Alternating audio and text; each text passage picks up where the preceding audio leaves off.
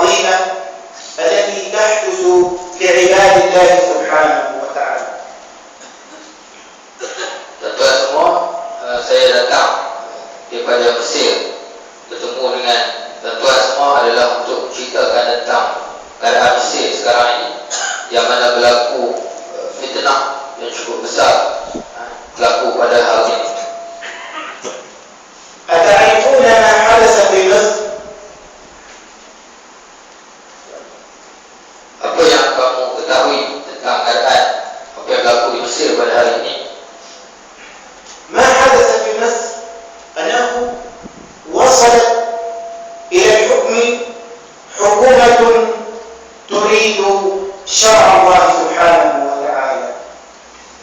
Apa yang berlaku pada Mesir adalah kita tak melaksanakan syariat Allah Subhanahu wa taala. وعندما وصلت هذه الحكومة واختار الشعب هذه الحكومة لكي تمثله ولكي تقيم شرع الله سبحانه وتعالى، حدثت تلك المؤامرات وتلك الفتن التي جعلت عباد الله سبحانه وتعالى الآن مستضعفين في الأرض.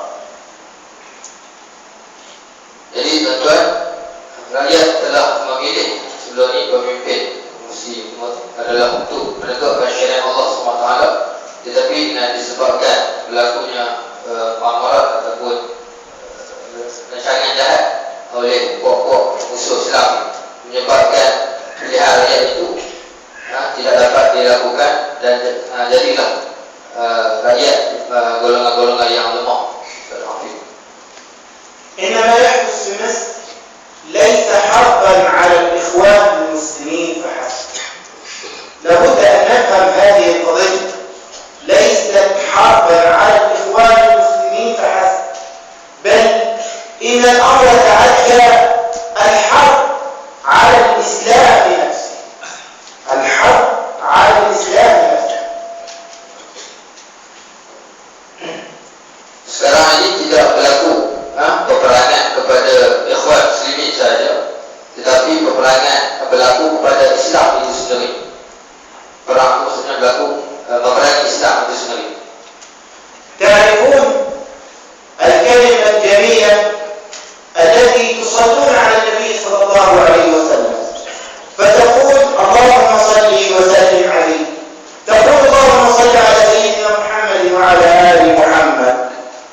في مصر كان هناك ملصق استيكر يوضع على زجاج السيارات وعلى أبواب المحلات التجارية يقول هل صليت على محمد صلى الله عليه وسلم اليوم؟ سؤال. فمن يقرأ هذا الملصق يقول اللهم صل وسلم على سيدنا محمد وعلى آله وصحبه وسلم. هذا لتذكرة المسلمين بالصلاة والسلام على النبي صلى الله عليه وسلم. هذا الملصق في هذه الأيام يزال من على الحوائط ويزال من على زجاج السيارات، وأي واحد زاد يضبط وهو يضع هذا الاستيكر على سيارته يغرم ب50 جنيه. هذا يحدث في مصر الآن. Adakah kamu tahu apa yang berlaku tentang perkataan agama, contohnya selawat dan sebagainya, Allahumma shalli ala Muhammad, yang dilekat sebagai stiker yang dilekat di cermin-cermin kereta ataupun di kedai-kedai, dengan dia punya stiker tu ditulis as-salaita al-yawm, maksudnya adakah kamu selawat pada hari ini. Dia menjadi satu kata apa, satu ancaman kepada pemerintah. Hanya selawat ini hanyalah sebagai tazkirah kepada kita saja, kepada mereka yang membaca itu, hanyalah sebagai tazkirah dan supaya selawat kepada Nabi SAW. Tetapi stiker itu diturunkan, maksudnya disuruh supaya dicabutlah daripada cermin kereta dan juga kedai-kedai, dan barang siapa yang menampak stiker tersebut akan denda dengan jumlah denda 50 pound sih, bukan RGL bukan. فهل هذا يعتبر حرب على الإخوان المسلمين أم حرب على الإسلام؟ Tidaknya adakah perang itu kepada ikhwan muslimin ataupun perang kepada Islam? إننا في مصر عندنا 140,000 مسجد. عندنا في مصر 140,000 مسجد. في هذه الأيام تغلق كثير من المساجد ويمنع الصلاة فيها، لأن هذه المساجد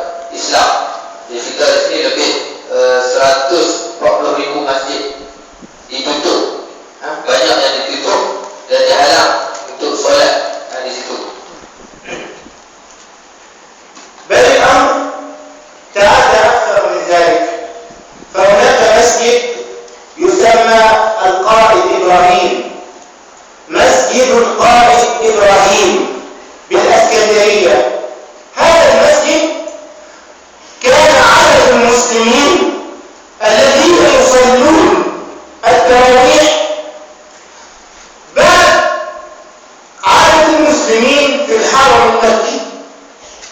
عدد المسلمين الذين يصلون التراويح في هذا المكان بعد المرتبة الثانية من بعد الحرم المكي. هذا المسجد أغلق الآن ولا تقام صلاة التراويح فيه.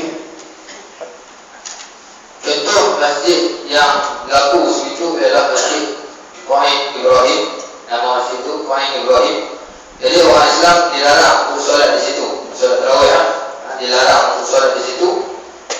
Jumlah orang Islam yang sembahyang di situ, maksudnya di sini ramai itu ramai lah, orang yang ramai selepas Haji Mekah. Maksudnya Haji Mekah itu ramai lah, Haji kedua ramai, maksud itu. Masjid ini ditutup daripada, maksudnya dihalang daripada melakukan solat tarawih. بل إن المساجد تسمعون أو تعرفون عن مسجد رابعة العدوية. هذا المسجد أشرق، بل مسجد الفتح، وهذا المسجد الفتح برمسيس أكبر وأعلى مئذنة، أعلى مئذنة يرفع فيها الأذان. هذا المسجد أشرق أيضا ومنعت الصلاة فيه. هذا في مصر الآن. Begitu juga Masjid Fatah, satu nama masjid, Masjid Fatah di Ramsis, nama tempat masjid yang antara masjid yang besar di Mesir dan juga dihalang daripada solat dan azan. بل إن الأمر تعرفون الآن موجود في مصر 40,000 معتقل، 40,000 سجين في مصر الآن. Sekarang ini dia kata 40,000 orang yang ditangkap, yang dipenjarakan. وقتل من الشباب المسلمين من الساجدين في أثناء صلاة العصر وفي أثناء صلاة الفجر وفي ميدان رابعة العدوية قتل أكثر من 7,000. إلى هذا اليوم يقتل المسلمون في مصر. Ramai pemuda-pemuda yang dibunuh ketika banyak solat asar dan solat fajar, solat subuh di Masjid Rabah. Dia kurang 70,000 orang yang dibunuh. فالأمر أصبح استهدافا للإسلام، وليس فشل الإخوان المسلمين في الحكم هو الذي أدى لذلك، بل إن الأمر أصبحوا يستهدفون الهوية الإسلامية في أكبر بلد إسلامي، في أكبر بلد إسلامي هناك يوجد عدد 90 مليون 85 مليون مسلم في مصر. Jadi jelas di sini tujuan mereka bukannya untuk perang kepada ikhwan muslimin, tetapi adalah untuk memerangi Islam itu sendiri dengan yang mana anggota atau umat Islam Mesir lebih daripada 90 juta orang. الرئيس مرسي بريزيدنت الرئيس مرسي قد أعلن أنه يريد 3 أشياء. قال يريد أن نمتلك غذاءنا ودواءنا وسلاحنا. عندما جاء إلى الحكم قال نريد أن نمتلك 3 أشياء: غذاءنا ودواءنا وسلاحنا. Misi ataupun perkara yang Dr. Musi nak laksanakan di Mesir adalah 3 benda, iaitu makanan kita, makanan asasi, ubat kita dan juga senjata. 3 benda ni lah yang diperjuangkan oleh Dr. Musi untuk ditegakkan. Maksudnya Mesir sendiri adalah dari makanan kepada senjata. فعندما عينا على تحقيق هذه الأهداف ففي مصر ما ننتجه من رغيف العيش 25%، ونستورد الباقي من أمريكا وغيرها. ما ننتجه 25% ونستورد الباقي من أمريكا وغيرها. عندما جاء الدكتور مرسي استطعنا أن ننتج من رغيف العيش 68%،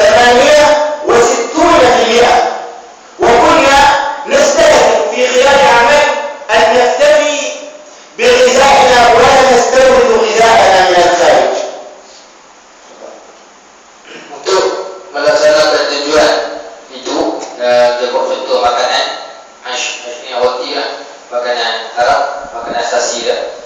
Dia kata sebelum pada musim itu mereka mengimport negara mengeluarkan 25% sahaja, selebihnya mereka mengimport daripada Amerika dan sebagainya. Tetapi setelah mana musim dapat pemerintah, beliau berjaya mengeluarkan hasil